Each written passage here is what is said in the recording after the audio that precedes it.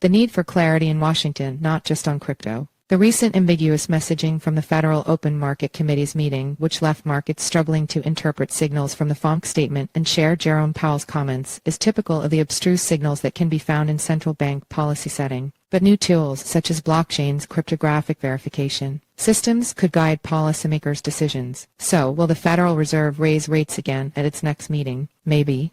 Maybe not. But then again, it depends. I mean, Fed Chair Jerome Powell seemed like he sounded more dovish. Or perhaps it was that the FOMC statement felt less hawkish, right? Kinda no. The ambiguous messaging from this week's meeting of the Federal Open Market Committee, with a statement from the committee and commentary from Powell that hinted at a monetary softening but was far from definitive, was frustrating for markets. But it was par for the course in the modern art of central bank policy setting. I see these moments in which markets must dissect the cryptic signals of these 12 people to figure out what price to pay for financial assets, as a reminder that our economic lives hinge on the decisions of small groups of fallible humans. That's an interesting situation for an AI age in which we are surrounded by digital technologies that can review, interpret, and program responses to massive amounts of data in seconds. Now, more than ever, we should be demanding more clarity and transparency in policy setting. You're reading Money Reimagined, a weekly look at the technological, economic, and social events and trends that are redefining our relationship with money and transforming the global financial system. Subscribe to get the full newsletter here. That all probably sounds like I'm laying up a trust in the math argument to replace our flawed human institutions with predictable, decentralized, censorship-resistant cryptographic monetary systems such as Bitcoins. But I actually believe the sheer complexity of our global economy made up of human beings with different needs, political views, incomes, wealth, and debt scenarios demands some flexibility and uncertainty in policy making. A rigid, deflationary monetary policy isn't always the best thing. We need a human kill switch. Nonetheless, given the repeated central banking failures of the past few crisis-racked decades, not to mention all the mistakes made by our elected officials and regulators, shouldn't we at least be demanding that our leaders enable some of these new tools to guide their and our decisions? Data and tools. There's a wealth of valuable data and blockchains that shed a light on human behavior. There are cryptographic verification systems such as proof of reserves that could provide real-time confidence in the liquidity of banks and other vital institutions. With hedge funds and other market heavyweights deploying powerful artificial intelligence tools to outrun all other market participants, policymakers are going to need powerful analytical tools of their own. Read more. Proof of reserves explain instead. Officials are increasingly reverting to opacity, deliberate ambiguity, and equivocation. When asked during his Wednesday press conference if he thought monetary policy was too restrictive right now, Powell said, "That's going to be an ongoing assessment. We're going to need data to accumulate on that. Not an assessment that we've made that would mean we've reached that point.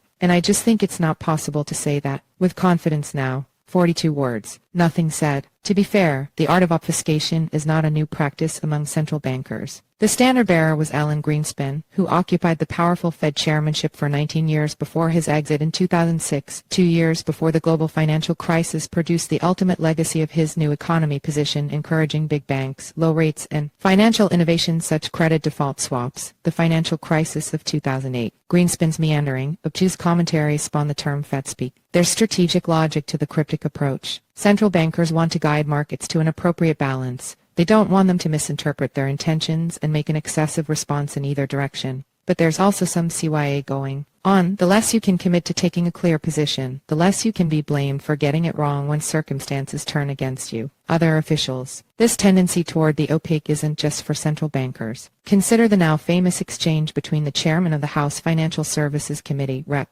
Patrick McHenry, RN.C., and Securities and Exchange Commission Chair Gary Gensler during the latter's appearance before the committee 2 weeks ago. McHenry repeatedly tried to get Gensler to provide his opinion on whether Ether is a security, and the SEC chair kept reverting to a stock line drawn from the Howey test. Sensing, each time he tried, that Gensler was avoiding the question, McHenry would interrupt him and ask the question again, pointedly. The effect was to expose the SEC's lack of clarity on these issues as a counterpoint to the chairman's repeated claim that the law is clear for crypto companies. Gensler was between a rock and a hard place. Much like Jerome Powell, he had to equivocate because a pronouncement either way would trigger a mass overreaction in either direction in crypto markets. But McHenry is still right. The crypto industry deserves much more clarity from its regulators. Read more.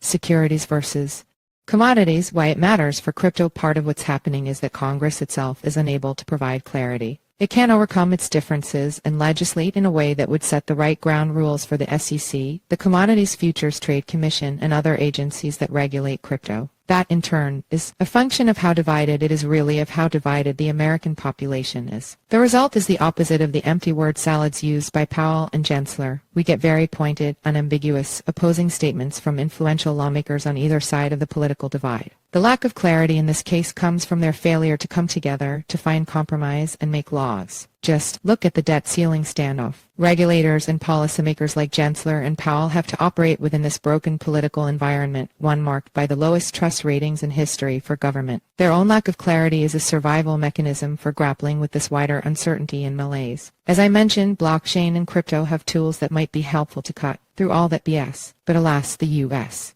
government is currently quashing that technology rather than supporting it.